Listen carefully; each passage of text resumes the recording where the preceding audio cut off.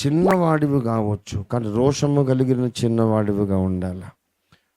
అధిక రోషం కలిగిన వాడుగా ఉండాలి. కన్నీరు కార్చి ప్రార్థించే చిన్నవాడుగా ఉండాలి. ఎవరు నా వెంట రాకపోయినా ఒక్కడనైనా దేవుని సత్యాన్ని నిలబెడతాను అనే చిన్నవాడిగా ఉండాలి. You can be a little man, కానీ దేవుని కొరకు రిస్క్ తీసుకునే చిన్నవాడుగా ఉండాలి. గొల్యాతు మీదికి దావీదు పోయాడు. ఎంత పెద్ద రిస్క్ అండి! రిస్క్ కాదా? లేబట్టి ఇట్లా పైకెత్తి ఇట్లా విరుచుకొని తినేసే పరిస్థితి అక్కడ. ఇలా పీక పట్టుకొని లేపాడంటే అయిపోయింది వీడి సంగతి. ప్రియులారా, దేవుని కొరకు తెగించి ఇంకా ఎన్నో లక్షణాలు, దావీదు లక్షణాలు మీరు స్టడీ చేయండి. దావీదుకున్న ఇంకొక మహా గొప్ప లక్షణం, యెహోవా చేత అభిషేకము నొందిన వానిని చంపి నిర్దోషియగుట ఎవనికి సాధ్యం?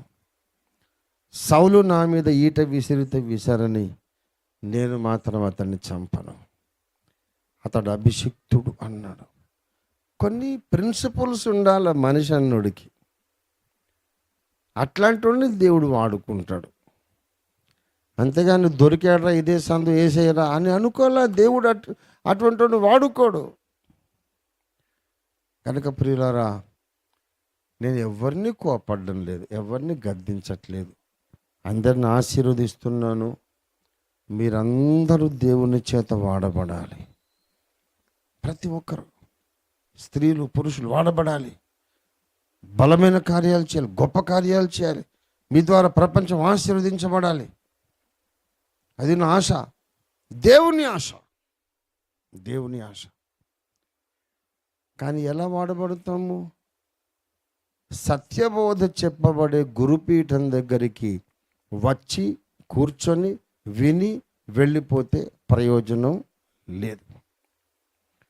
ఈ భక్తులలాగా మన మానసిక స్పందనలు మనం మార్చుకోవాలి. అది ఇవాల్టి సందేశం. ఇంటికెళ్ళి ప్రార్థన చేయండి. మీకోసం మీరు ప్రార్థన చేయండి. ప్రభువా, దావీదుకి ఇన్ని అద్భుత